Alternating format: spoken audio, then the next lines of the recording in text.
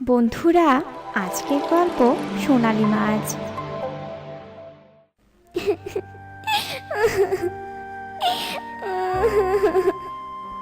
টোনা, তুমি শেষমেশ আমাকে রেখে নদীর ওপারের জঙ্গলে যাবে কাজ করতে।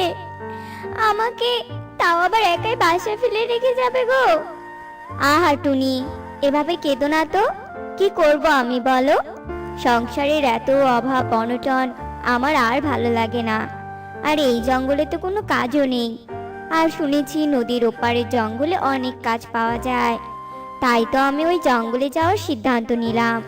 তুমি এভাবে না কেঁদে আমায় বিদায় দাও। হ্যাঁ, তুমি তো যাবেই, তবে এই হাঁড়িটা নিয়ে যাও। এতে দুটো শুকনো রুটি আছে। পথে যখন তোমার খিদে পাবে তখন খেয়ে নিও, কেমন? আর শোনো, সাবধানে থাকবে কিন্তু, আর খুব তাড়াতাড়ি ফিরে আসবে। এসব কথা বলে টুনি টোনাকে বিদায় দেয়, আর টোনা হাঁড়িটা নিয়ে রওনা দেয়। উঠতে উঠতে তো নদীর ধারে চলে এলাম, কিন্তু এত বড় নদী আমি তো উড়ে পার হতে পারবো না, ক্লান্ত হয়ে যাব। আর নদীর মধ্যে তো গাছও নেই যেখানে বসে একটু বিশ্রাম নিব। তাই আমি বরং নৌকা করেই পার হই, কারণ এই নদী পার হতে যে একদিন লেগে যাবে। যাকগে, এখন একটা নৌকার ব্যবস্থা করি। এরপর টোনা একটা নৌকার ব্যবস্থা করে, আর সেই নৌকায় উঠে নদী পার হতে থাকে। আর নদী পার হতে গিয়ে টোনা ক্লান্ত হয়ে ঘুমিয়ে পড়ে। নৌকা আনমনে যেতেই থাকে, আর কিছুক্ষণ পর নৌকার পাশে একটা জাদুকর সোনালী মাছ ভেসে ওঠে। ও, বড্ড খিদে পেয়েছে। আর এই নৌকাটা থেকে খাবারের সুঘ্রাণ আসছে। কি আছে এই নৌকাতে দেখি তো?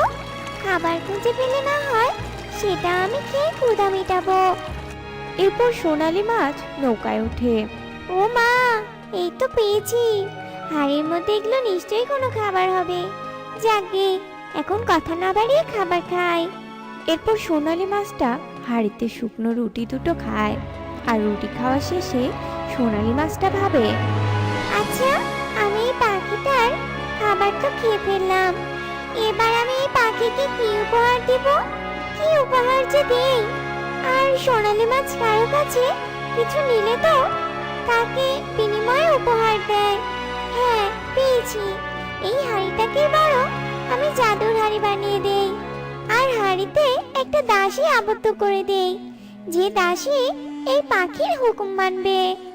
এরপর সোনালী মাছ হাঁড়িটাকে জাদু করে সোনালী হাঁড়ি বানিয়ে দেয়, আর জাদু করে হাঁড়ির মধ্যে একটা দাসীও আবদ্ধ করে দেয়। এরপর সোনালী মাছ নদীর জলে আবারও ডুবে যায়। এদিকে নৌকা ধীরে ধীরে পাড়ে পৌঁছে যায়, আর টোনারও ঘুম ভেঙে যায়।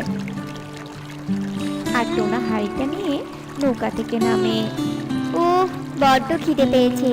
দেখি গিন্নি হাঁড়িতে কি খাবার দিয়েছে, একটু খেয়ে নেই। এরপর টোনা হাঁড়িতে খাবার খোঁজে, আর হাঁড়িতে কোনো খাবার পায় না। ও মা, এটা কি?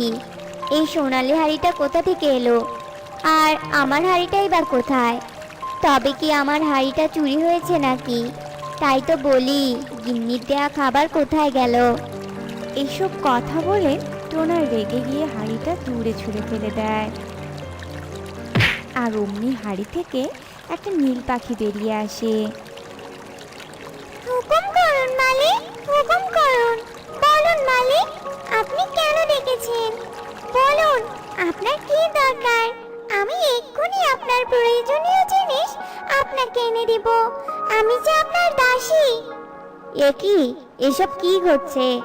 এতদিন তো আলাদিনের চেরাকের কথা অনেক শুনেছি, আজ তো আমার সাথেই এমন ঘটনা ঘটছে দেখি।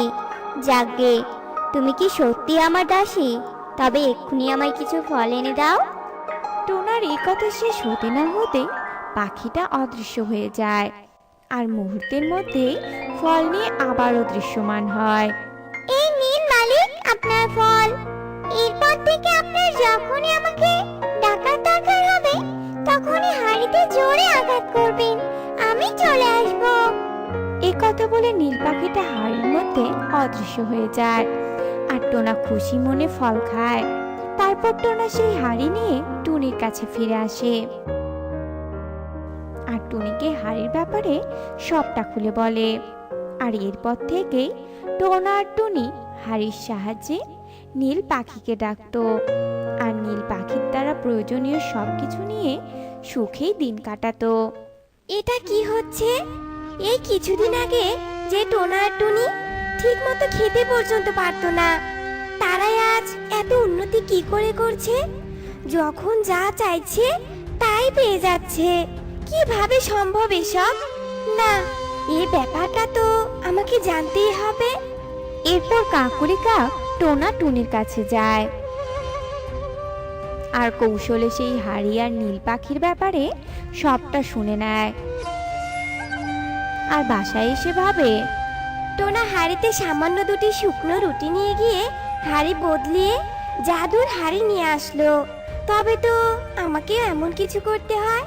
তবে আমি শুকনো রুটি নয়, ভালো খাবার নিয়ে যাব, যাতে টোনার থেকেও উৎকৃষ্ট হাড়ি পাই আমি, আর টোনার চেয়েও অনেক বড় লোক হতে পারি।